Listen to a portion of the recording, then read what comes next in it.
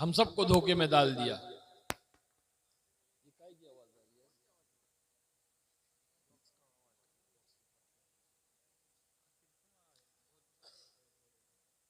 धोखे में डाल दिया हम सबको कि तुम तो ईमान वाले हो, मुसलमान हो, तुम्हें तो कुछ करना नहीं है, जाओ जानवर जैसी जिंदगी गुजारो, गैर ईमान वालों जैसी जिंदगी गुजारो और गुजार कर चले जाओ जहन्नम में। उसकी तो मेहनत ही ये है, इसीलिए तो दुनिया में आया है वो कि हमको बहकाए, हमको भटकाए, हमको गुनाहों में मुब्तला करे, अल्लाह की नाफरमानियों में मुब्तला करे।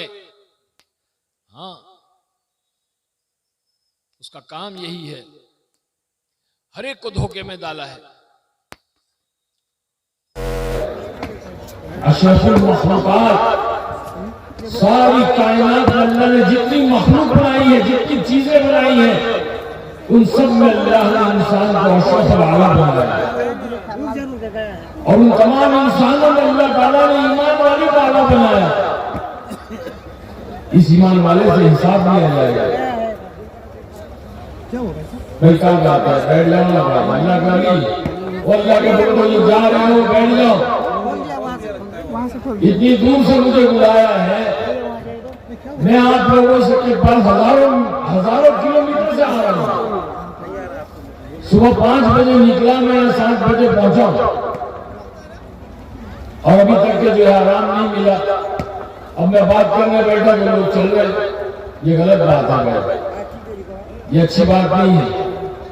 बैठ जाओ, सब बैठ जाओ भाई, ज्यादा बात नहीं करेंगे, मैं भी थका हुआ हूं। बस अपनी जिंदगी की हकीकत बतलाने के लिए आया हूं यहाँ पर आप लोगों के सामने। एक ऐसा पैगाम लेकर आया हूं जो पैगाम जनाब रसूलुल्लाह सल्लल्लाहु अलैहि वसल्लम ने दिया है, और यह हमें जिम्मेदारी दी है कि हर एक ईमान वाले की जिम्मेदारी है कि खुद दीन पर अमल करे और इस दीन की क़यामत तक आने वाले इंसानों तक पहुंचाए। जिम्मेदारी अल्लाह ने कलाम में दी है,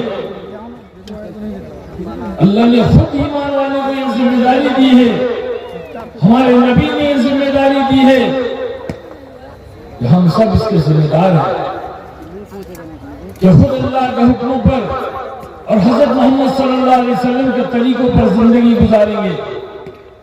जब हम इस तरह से रहेंगे तो हमारी जिंदगी अल्लाह संभालेगा और सभी जिंदगी के ऊपर आखिरत के फैसले होंगे। दुनिया की फैसला, दुनिया के भी फैसले सबरी हुई जिंदगी पे होंगे और आखिरत के फैसले भी सबरी हुई जिंदगी पे होंगे। एक मकसद के तहत अल्लाह ने भेजा है। हम सारे अपना मकसद भूल गए, इसीलिए आज हम परेशान हैं, इसीलिए आज हम पर जुल्म ढाए जा रहे हैं, इसीलिए आज हम ठोकरों में आ गए, क्योंकि अल्लाह के हुक्मों को छोड़ा है। उस खालिक के कायनात ने जिसने हमें जिंदगी दी है, एक एक सांस जो हमको दे रहा है, एक एक पानी का कतरा हमें दे रहा है, जिसने हमें औलाद दी, वालिदैन दिए, भाई बहन दिए, रिश्तेदार दिए, दोस्त अहबाब दिए, जिसका दिया हुआ रिस्क हम खा रहे हैं, पी रहे हैं, मजे कर रहे हैं, ये सब उस खालिक के कायनात ने हमें दिया है और उस परवरदिगार की हम नाफरमानी कर रहे हैं। हमने कभी नहीं सोचा, हमने कभी अपनी कीमत को नहीं जाना, अपने आप को नहीं पहचाना, हमने कभी इस बात की फिक्र नहीं की कि हमारी जिंदगी का मकसद क्या है। हम सारी जिंदगी नाफरमानी कर गुजार रहे हैं। मैं भी आप लोगों में शामिल हूं, मैं कोई वली नहीं हूं, कुतुब अब्दाल नहीं हूं, मैं आप जैसा एक आम इंसान हूं। पहले बहुत ज्यादा नाफरमानी में था, अब ये कोशिश कर रहा हूं कि मेरी जिंदगी में भी दीन आ जाए, मैं भी अल्लाह का फर्माबरदार बन जाऊं, अल्लाह के नबी का फर्माबरदार बन जाऊं। हम सारे अल्लाह के नाफरमान हैं, बागी है, गुनहगार है। आवाज दो ना, ये पुलिस है। हमने नाफरमानी को कभी गुनाह ही नहीं समझा। आज हर एक दूसरे का नाफरमान है। अच्छा वो छोटे अपने बड़ों के नाफरमान, बीवी अपने शौहर की नाफरमान, बच्चे अपने वालिदैन के नाफरमान, शागिर्द अपने असातिज़ा के नाफरमान, अपने उस्ताद के नाफरमान। हर कोई नाफरमानी कर रहा है और नाफरमानी को कोई गुनाह नहीं समझता। मैं आज आपको बताना चाहूंगा कि नाफरमानी कितना बड़ा गुनाह है। मेरे मोहतरम बुजुर्गों और दोस्तों और मोहतरम ख़वातीन, आसमानी दुनिया में सबसे पहला गुनाह जो सरजद हुआ है वो नाफरमानी है।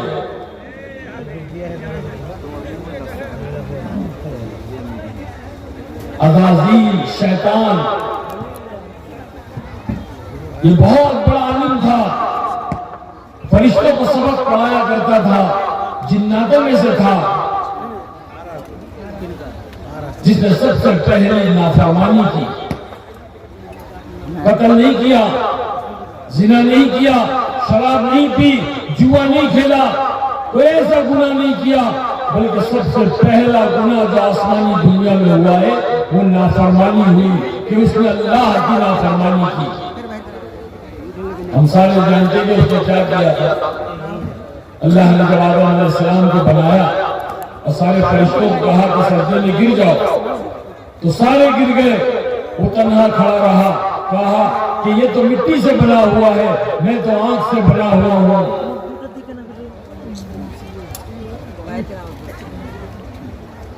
ये मिट्टी का है, मैं आंख का हूं। आंख ऊपर जाती है, मिट्टी नीचे जाती है, मिट्टी की कोई हैसियत नहीं है। मैं तो आलिम हूं, मैं तो फला हूं, मैं बनाया उसके अंदर मैं। और ये मैं जो है ना, ये बहुत खतरनाक चीज है। ये मैं का बुत, ये ऐसा बुत है कि जिसको हमने अपने दिलों में बिठाया है।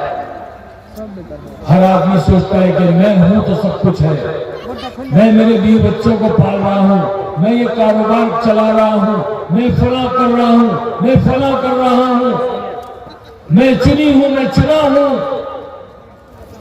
हम जानते हैं जब हम अल्लाह के रास्ते में चलते हैं, 40 दिन 4 महीने जमातों में जब हम चलते हैं, हम जब लोगों के पास जाते हैं और कहते हैं कि भाई चल अल्लाह के रास्ते में, तेरे लिए भी दीन जरूरी है, मेरे लिए भी दीन जरूरी है, ईमान का बनाना तेरे लिए भी फर्ज है, मेरे लिए भी फर्ज है। चल हमारे साथ 4 महीने 40 दिन हम अपने ईमान को बनाएंगे, हम अल्लाह का दीन सीखेंगे।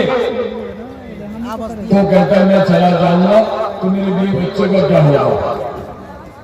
क्या कहते हैं?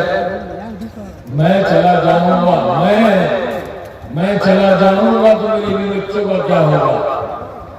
मैं चला जाऊंगा तो मेरी दुकान का क्या होगा? मैं चला जाऊंगा तो मेरे मकान का क्या होगा? मैं चला जाऊंगा तो मेरी खेती का क्या होगा? मैं चला जाऊंगा तो मेरे बागों का क्या होगा?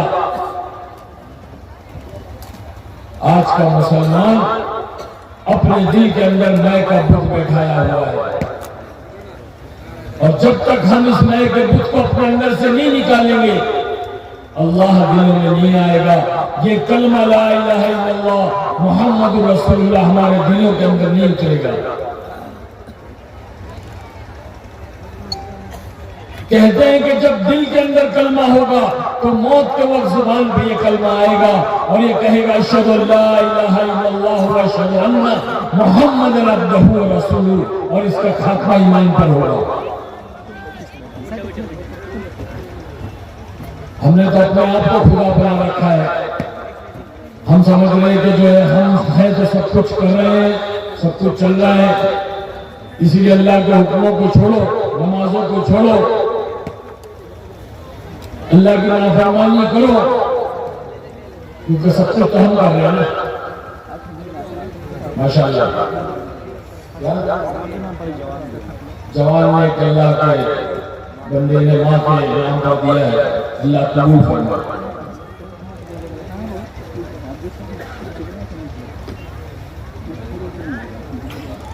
हम एक दफा अल्लाह के रास्ते में चल रहे थे, एक अल्लाह वाले बैठे बातचीत कर रहे थे, तो मुझसे पूछा, बुजुर्ग थे, कहने लगे अरे भाई ये बताओ कि बकरियां क्यों कटती है? मैंने कहा हज़रत खाने के लिए कटती है। बोले हाँ बेशक खाने के लिए कटती है, लेकिन बहुत ज्यादा तादाद में कटती है, रोजाना कटती है, पूरी दुनिया में कटती है, लाखों की तादाद में कटती है, और फिर बकरा ईद के वक्त में तो बेहिसाब कटती है। तो मैंने कहा हाँ बिल्कुल कटती है। तुम्हें पता है ये इसलिए कटती है क्योंकि मैं करती है। समझ में आ रही बात? अरे बोलो, ये इसलिए करती है क्योंकि मैं करती है। तो मुझे बड़ी हंसी आ गई। फिर कहा पता है कटने के बाद क्या होती है? इसकी खाल को उधेड़ा जाता है, इसकी अंतड़ियों को निकाला जाता है, इसकी बोटी बनाई जाती है, इसका कीमा बनाया जाता है, फिर इसको तला जाता है, गरम गरम तेल में पकाया जाता है, अंगारों पर भुना जाता है, और इसको मिर्ची मसाले लगाए जाते हैं, और इसको फिर खाया जाता है, फिर खाकर इसको गलासत बना करके निकाल दिया जाता है। क्यों है ये सब? क्योंकि मैं करता हूं। आज हमने नाफरमानी क्यों कर रहे हैं? हम अल्लाह की नाफरमानी कर रहे हैं। आसमानी दुनिया के अंदर सबसे पहला गुनाह जो हुआ है वो नाफरमानी हुई है, और जमीनी दुनिया पे सबसे पहला गुनाह जो हुआ है वो भी नाफरमानी हुई है। आदम अलैहिस्सलाम के दो बेटे थे, एक था हाबिल और एक था काबिल। काबिल ने नाफरमानी की, अपने वालिद की बात को नहीं माना, जिसकी वजह से अपने भाई का कत्ल किया। दूसरा गुनाह कत्ल हुआ, पहला गुनाह नाफरमानी हुई। आज वही नाफरमानी हम सारे कर रहे हैं। अल्लाह की नाफरमानी कर रहे हैं, अल्लाह के रसूल की नाफरमानी कर रहे हैं। यही वजह है कि आज हम कट रहे हैं, आज पिट रहे हैं, आज ठोकरों में आ गए हम। जिस तरह से फुटबॉल होता है वो हाल हमारा हो गया। अल्लाह ने हम पर जालिम मुसल्लत कर दिए, जालिमों को मुसल्लत कर दिया, जो हमें ठोकरों में मार रहे हैं। जिस तरह हम फुटबॉल को लात मारते हैं, लोग हमें लात मार रहे हैं। पूरी दुनिया में आज मुसलमानों को लातों से मारा जा रहा है। जिस तरह से फुटबॉल को लात से मारा जाता है, हर मुल्क और हर कंट्री वाला लात मारता है। 11 खिलाड़ी यहां से लात मारते हैं, 11 खिलाड़ी यहां से लात मारते हैं। आप कभी पूछोगे उस फुटबॉल से, उस फुटबॉल को हाथ में ले लो, उससे पूछो अरे भाई तेरा क्या गुनाह है, तेरी क्या खता है, तूने ऐसा क्या कर दिया जो तुझे हर कोई लात मारता है, तेरा क्या जुर्म है, तेरी क्या खता है, तेरा क्या गुनाह है जो तुझे हर कोई लात मारता है। छोटे छोटे बच्चे खेलते होते मैदान में, लातों से मारते फुटबॉल को, और वो फुटबॉल उड़ करके रास्ते पे आ जाता है। रास्ते पे एक बुलेट में जा रहे हैं नमाज के लिए, बूढ़े 70 साल की उम्र है, जा रहे हैं। बच्चे कहते चाचा जरा बोल दो ना, तो चाचा भी लात मारते, ठक हाथ छोटा कर नहीं देते, पैर से लात मारते, बच्चों को लग जाता है। तो आप उस फुटबॉल को पूछो, अपने हाथों में उठाकर पूछो तेरा क्या गुनाह है, तेरी क्या खता है, तेरा क्या जुर्म है, तू तूने ऐसा क्या कर दिया जो तुझे हर कोई लात मारता है। और अल्लाह पाक उस फुटबॉल को जुबान दे दे, गोलाई दे दे, बोलने की ताकत दे दे, स्पीकिंग पावर दे दे, तो फुटबॉल कहेगा मेरा सिर्फ इतना गुनाह है, मेरी सिर्फ इतनी खता है, मेरा सिर्फ इतना जुर्म है कि मैं अंदर से खाली हूँ। अगर मैं अंदर से भरा हुआ होता तो किसी माई के लाल में ताकत नहीं थी जो मुझे लात मारता। आज मुसलमान ईमान की लाइन से खाली, अमाल की लाइन से खाली, अखलाक की लाइन से खाली, मामलात की लाइन से खाली, माशरत की लाइन से खाली, हर एतबार से खाली हो गया। क्यों? नाफरमान है। आज मुसलमान अल्लाह का नाफरमान हो गया। आज इस मुसलमान की बीवी इसकी नाफरमान हो गई, इसकी औलाद इसकी नाफरमान हो गई। क्योंकि अंदर क्या बिठाया? अल्लाह को नहीं बिठाया, अल्लाह के रसूल को नहीं बिठाया, बल्कि अपने दिलों के अंदर अपने आप को बिठाया कि मैं करता हूं तो होता है। इसीलिए लगा हुआ चलिए बिल्डे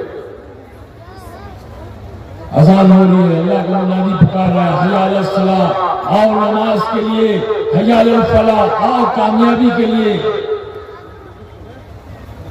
तो ये बोलता है कि नहीं भाई मैं करूंगा तो होगा ना, नमाज जाऊंगा तो काम कैसे होगा? तो काम में लगा हुआ है, नमाज वो पढ़ेगा मौलाना पढ़ेगा, मौलाना का काम है, हमारे लिए नहीं नमाज, वो तो मौलाना के लिए। मौलाना पढ़ रहे मस्जिद में, हमें तो इधर पे करना है। मैं अगर जाऊंगा नमाज को तो मेरा ये काम कौन करेगा? मैं जाऊंगा तो मेरी खेती कौन करेगा? मैं जाऊंगा तो मेरी तिजारत कौन करेगा? मैं जाऊंगा तो मेरी मुलाजमत कौन करेगा?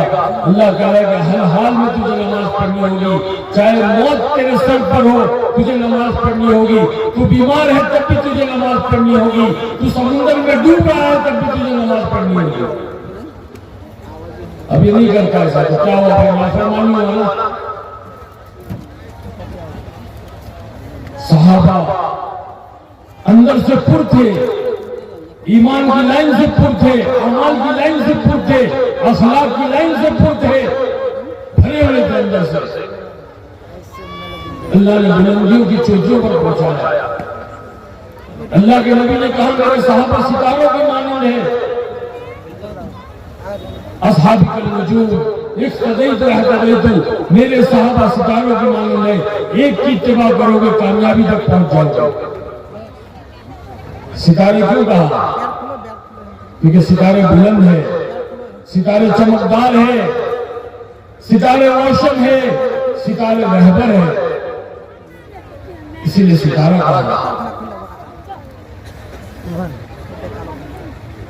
कहा कि मेरे सहाबा की इत्तिबा करो, मेरे सहाबा सितारों की मानंद है।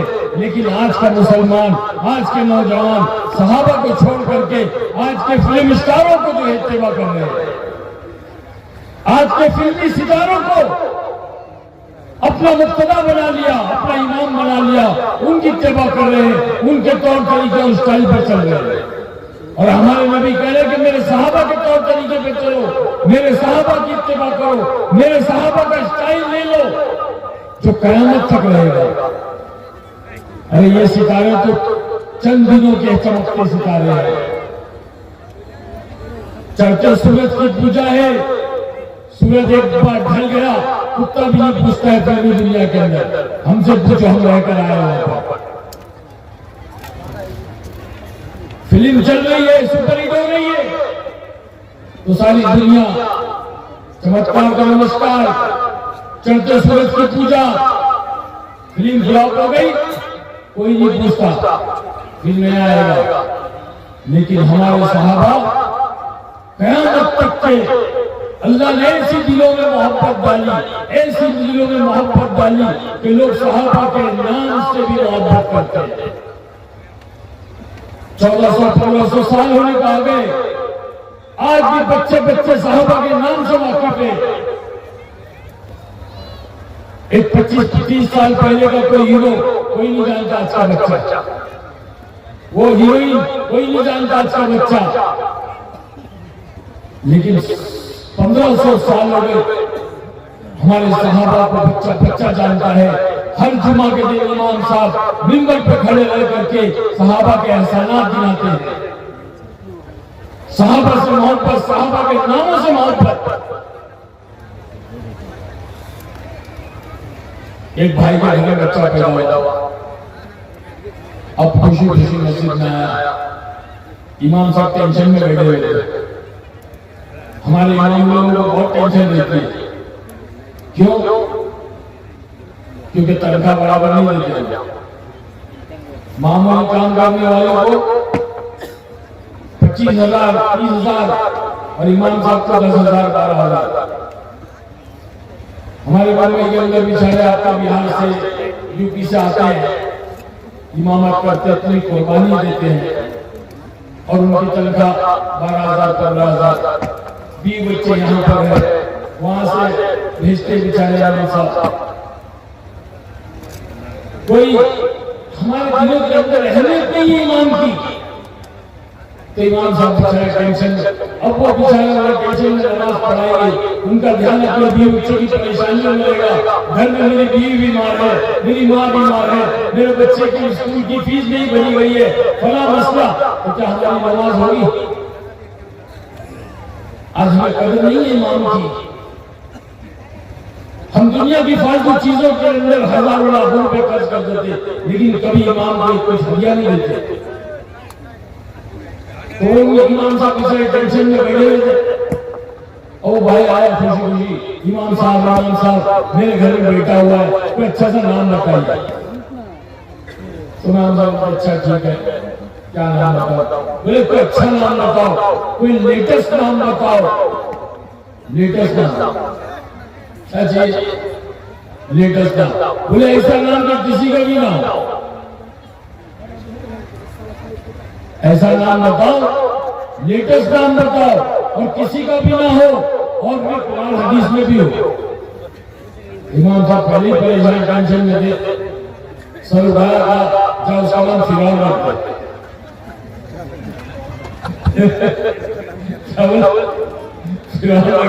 एकदम लेटेस्ट, किसी का भी नहीं है और कुरान हदीस में भी है। अरे क्या इमाम साहब क्या बात कर रहे हो? ये थोड़ी नाम है, अच्छा नाम बताओ। बोले चाहे अमरूद रख दे, किसी का भी नहीं और कुरान हदीस में भी है। फुल टेंशन है, इमाम साहब क्या बात कर रहे हो आप, ऐसे कैसे नाम बता रहे हो? क्यों भाई क्या हो गया? फिरौन ने क्या बिगाड़ा? नहीं बोले वो तो अल्लाह का बागी था, अल्लाह का नाफरमान था, अल्लाह का दुश्मन था, काफिर था। नहीं वो तो जालिम था, अल्लाह ने उसके सर पे जूते मरवाए, उसके सर में मच्छर घुस गया उसकी नाक में, उसका भेजा खा गया। नमरूद तो बड़ा जालिम था। नहीं वैसा नहीं। अच्छा ठीक है, जाओ उसका नाम अबू बकर रख दे। हाँ ये नाम अच्छा, ये अच्छा। और बताओ बोले जाओ उमर रख दे। हाँ ये भी बहुत अच्छा है। जाओ उस्मान रख दे। हाँ ये भी अच्छा है। जाली रख दे, ये भी अच्छा है। अब खुशी खुशी जाने लगा। इमाम साहब इधर अबू बकर ने तुझे क्या दिया? उमर ने तुझे क्या दिया? उस्मान ने तुझे क्या दिया? अली ने तुझे क्या दिया? रज़ी अल्लाह तआला अन्हु कहने लगा, नहीं ये तो अल्लाह के महबूब है, अल्लाह के प्यारे हैं, अल्लाह के नबी के दोस्त थे, इन्होंने तो अपनी जान और माल कुर्बान कर दिया दीन इस्लाम के लिए, जिसकी वजह से आज हम मुसलमान हैं। इसलिए मुझे ये नाम बहुत प्यारे हैं। तो कहा कि सहाबा के नामों से भी मोहब्बत।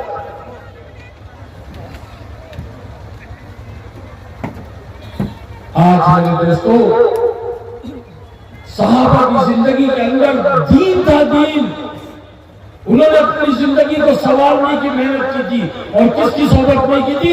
सरकार तो आलम सल्लल्लाहु अलैहि वसल्लम की सोबत में की थी। सहाबा बने। अल्लाह के नबी ने कहा कि मेरे सहाबा सितारों की मानंद है, उनकी इत्तेबा करो, हम इन फिल्मी सितारों की इत्तेबा करें। आज हमारा नौजवान थोड़ी सी जवानी आती है, अपने आप को शाहरुख समझता है, अपने आप को सलमान खान समझता है, बॉडी बना लिया। मेरे भाई सब पानी है, सब मिट्टी में मिल जाएगा, सब कब्र में चला जाएगा, कोई बाकी नहीं रहेगा। बादशाह भी जाएगा और फकीर भी जाएगा। बादशाह अपने साथ तख्त ताज लेकर नहीं जाएगा और फकीर अपने साथ कटोरा लेकर नहीं जाएगा। हर आदमी अपने ईमान और अमाल को ले जाएगा। मेरी बात कान खोल के सुन लो मुसलमानों, मेरी बात कान खोल के सुन लो कादियान वालों। हर आदमी अपने ईमान और अमाल को लेकर के जाएगा। अल्लाह ने जिंदगी एक मौका दिया है। मैं यहाँ नहीं आया हूँ, अल्लाह ने मुझे भेजा है और कल क़यामत के लिए हुज्जत कायम हो गई। कल कोई ये नहीं कह सकता हमें कोई कहने वाला नहीं आया था, कोई समझाने वाला नहीं आया था, कोई बतलाने वाला नहीं आया। वरना उस दुनिया से निकलना कोई मामूली बात है। वो ऐसी चमक धमक की जिंदगी और चमक धमक की दुनिया, इज्जत दौलत शोहरत दौलत जिसके पीछे दुनिया भागती है, वो चारों चीजें हमारे कदमों में थी। उसको छोड़कर आना कोई हम मजाक है? ये तो अल्लाह ने निकाला। अल्लाह ने अपनी रहमत की रस्सी डाल करके निकाला। अल्लाह ने दावत और तबलीग की मेहनत को लगाया और ला करके आपके सामने बिठाया। हम तो मस्जिदों में जूते चप्पल रखने की जगह बैठने के लायक नहीं थे। अल्लाह ने मिंबर में रात के पास बिठाया।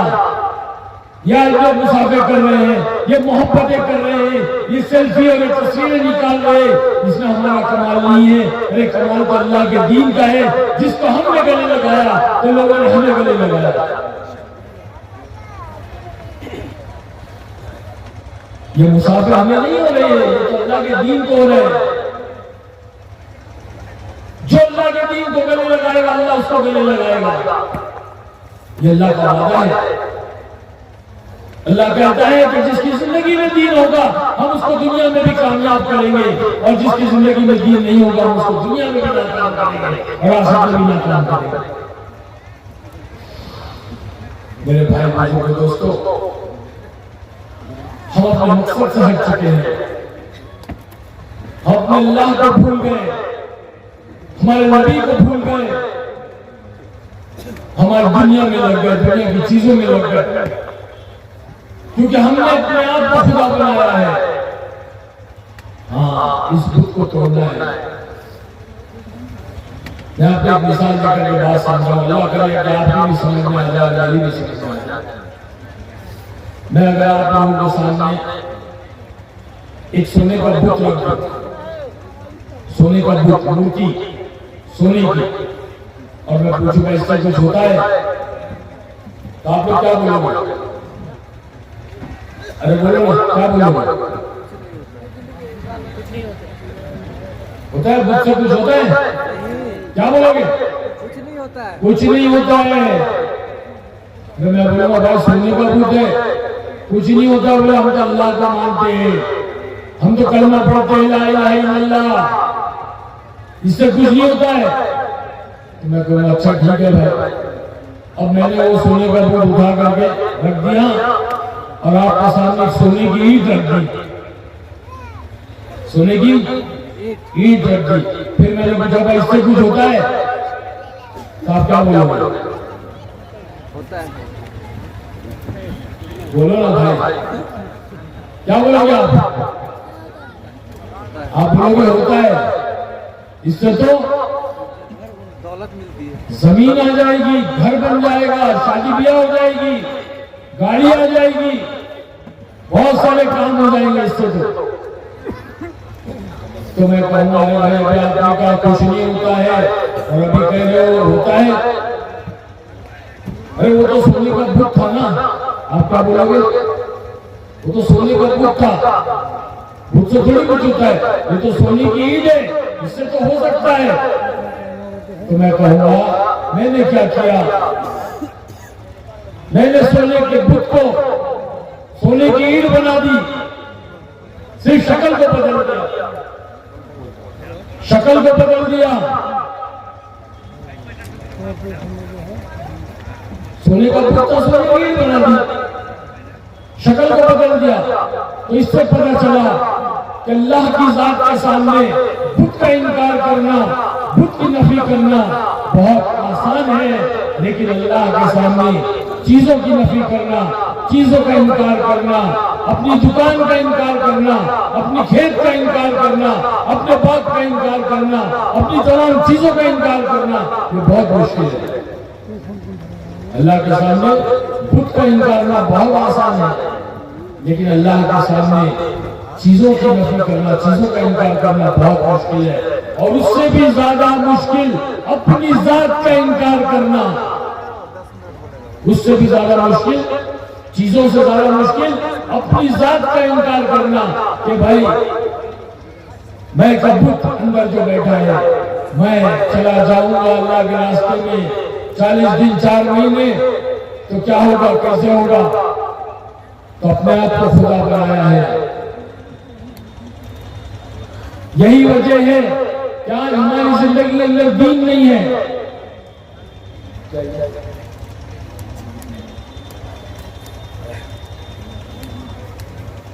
तो भाई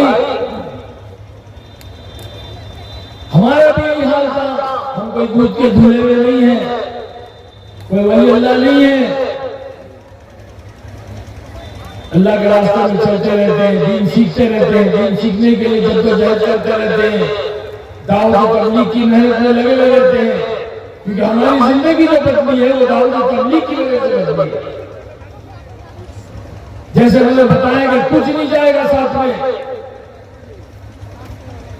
कब्र के अंदर हर कोई जाएगा, बादशाह भी जाएगा, फकीर भी जाएगा।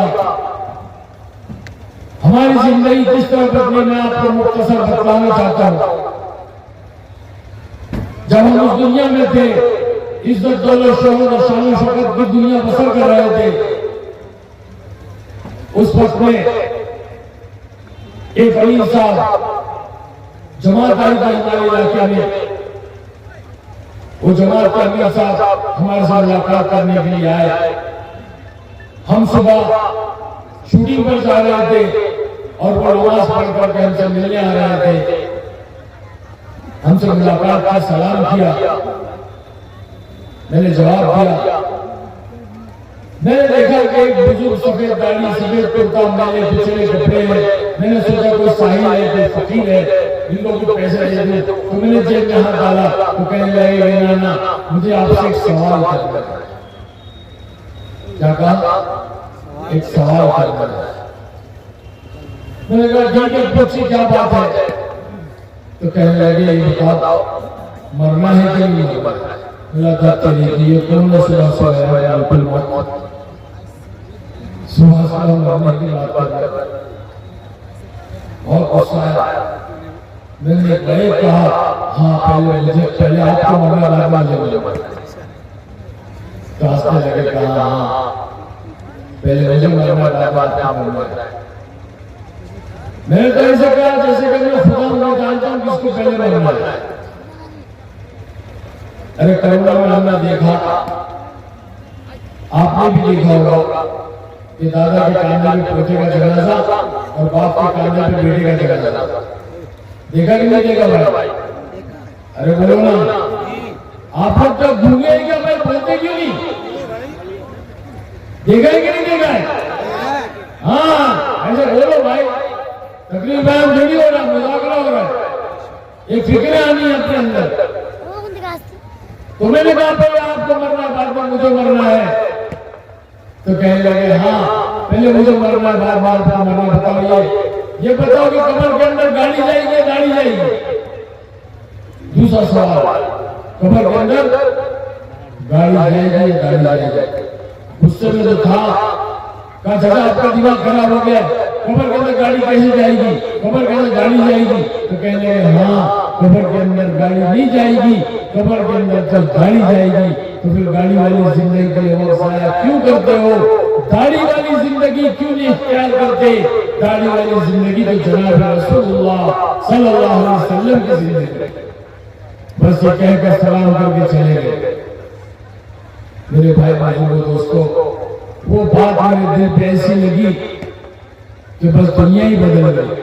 मैं सोच जो पड़ गया ये गाड़ी वाली जिंदगी क्या है जो रसूलुल्लाह सल्लल्लाहु अलैहि वसल्लम की जिंदगी है। मैं उस जिंदगी की तलाश में लग गया और तलाश करते करते यहाँ तक पहुंचा हूँ।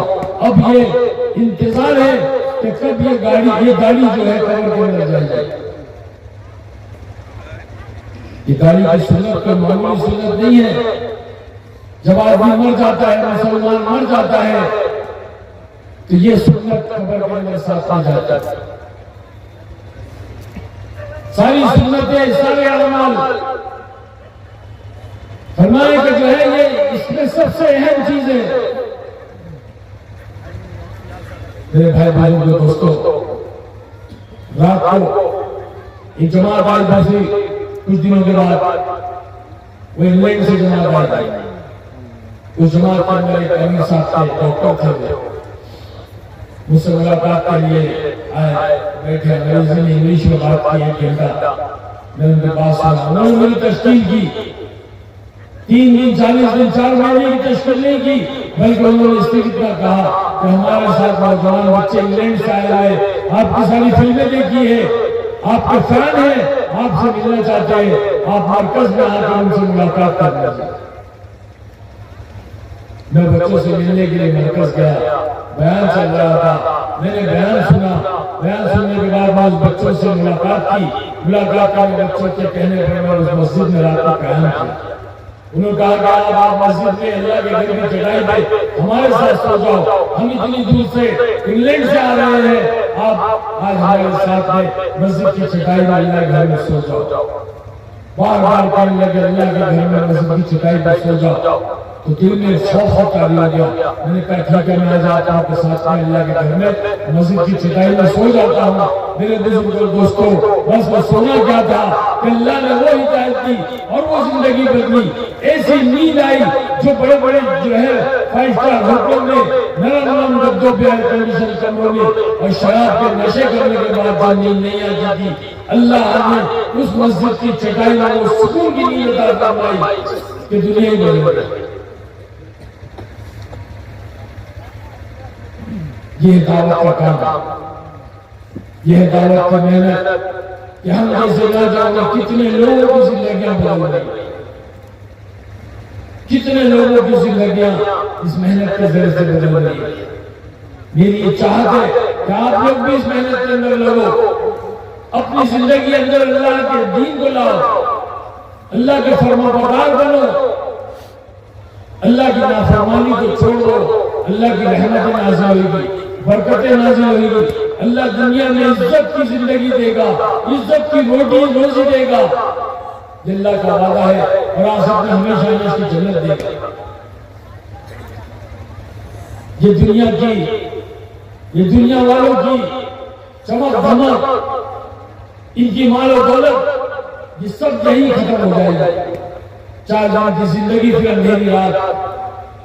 मेरे भाई भाइयों दोस्तों, इस मजलिस के अंदर ये नियतें करो, ये इरादे करो कि हम अल्लाह के दीन का काम करेंगे, हम अल्लाह के फरमाबरदार बनेंगे।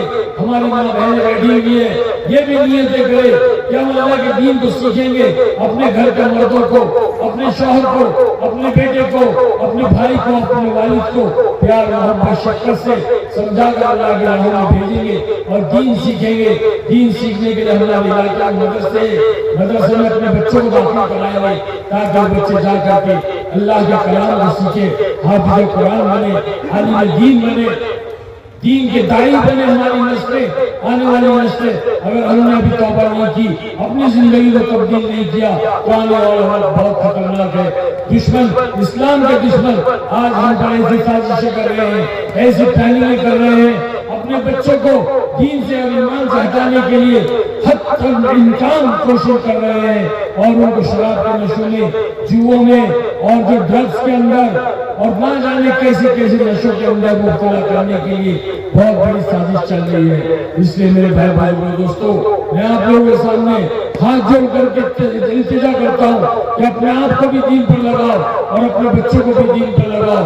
इसके लिए सबसे बेहतरीन रास्ता, आसान रास्ता दावत तबलीग की मेहनत है, जिसके अंदर अपने बच्चों को और अपने आप को लगाओ। इसीलिए अल्लाह ने भेजा है, यही पैगाम लेकर के मैं आया हूँ। और मैं चलता रहता हूँ पूरे हिंदुस्तान में, एक एक इलाकों में जाता हूँ, वहाँ के हालात देखता हूँ। मेरे दोस्तों, मेरा दिल रोता है कि मैं कैसे अपने भाइयों को समझाऊं कि भाई ये सारी दुनिया के ये पैसे, ये चीजें, ये सब बेकार है, हमने सब इसको ठोकर मार दी। अल्लाह ने रोजी का वादा किया है, वो रोजी का जिम्मेदार है, वो रोजी देता है। हमें इतनी मेहनत करना है जितना अल्लाह ने हमें इख्तियार दिया है। अल्लाह को मुनादी पुकारे तो फौरन मस्जिद में आदमी चला जाए। हाँ, अल्लाह ने हमें इख्तियार इतना दिया कि एक पैर उठा सकते, दो पैर नहीं उठा सकते। हम दो पैर उठा रहे हैं जिसकी वजह से हम गिर जा रहे हैं, हमारी कमर टूट जा रही है, हमारी हड्डियां टूट जा रही है। अल्लाह ने एक पैर उठाने का इख्तियार दिया, बस एक पैर उठाओ, इतनी मेहनत करो कि जितनी जरूरत है। ज्यादा मेहनत करने से रोजी नहीं बढ़ जाएगी, कम मेहनत पर भी अल्लाह ज्यादा रोजी देता है, और ज्यादा मेहनत करने वालों को कम रोजी देता है। अल्लाह का निजाम है। अल्लाह जिसको चाहता है उसको देता है। अल्लाह अमाल की बुनियाद पर देता है, क्योंकि अल्लाह ने लफ्ज़ अमाल के अंदर माल को छुपा के रखा है।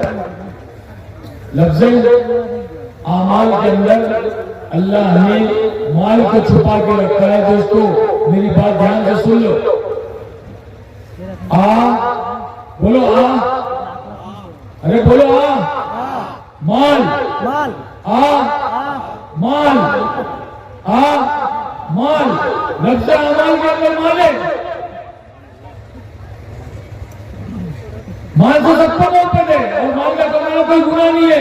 बस शर्त यह है कि वो जायज तरीके से हो, हलाल तरीके से हो, जायज तरीके से कमाए और जायज तरीके से खर्च करे, हलाल तरीके से कमाए, हलाल चीजों पर खर्च करे, लोगों के हुकूक अदा करे। तो ये माल आपके लिए रहमत है। अगर आप ऐसा नहीं करते हो तो ये माल आजाद है, इसका हिसाब होगा। तो लफ्ज़ अमाल के अंदर माल को छुपा रखा है, और सबसे बड़ा अमाल क्या है? नमाज, जिसको आज मुसलमान छोड़ रहे। तुम नमाज नहीं पढ़ रहे, तुम अमाल नहीं हो तो माल कहां से आएगा? अमाल तो वही नहीं ना, इधर जामाल हो रहा है, जामाल। हम अमाल को छोड़ के जामाल में लग गए, सारा माल जा रहा है। कहाँ जा रहा है? हाँ, फैशन में जा रहा है, इंजेक्शन में जा रहा है, मेडिसिन में जा रहा है, ऑपरेशन में जा रहा है, सेलिब्रेशन में जा रहा है, डेकोरेशन में जा रहा है, फ्रस्ट्रेशन में जा रहा है। समझ लो भाई, तो माल यहां जा रहा है। जितने भी शहर टेंशन में जा रहा है, देखो आप गिनो, इंजेक्शन, ऑपरेशन, सेलिब्रेशन, डेकोरेशन, ये सब इसमें जा रहा है माल, फैशन। इसीलिए चाहता है कि अपने माल को सही जगह लगाओ।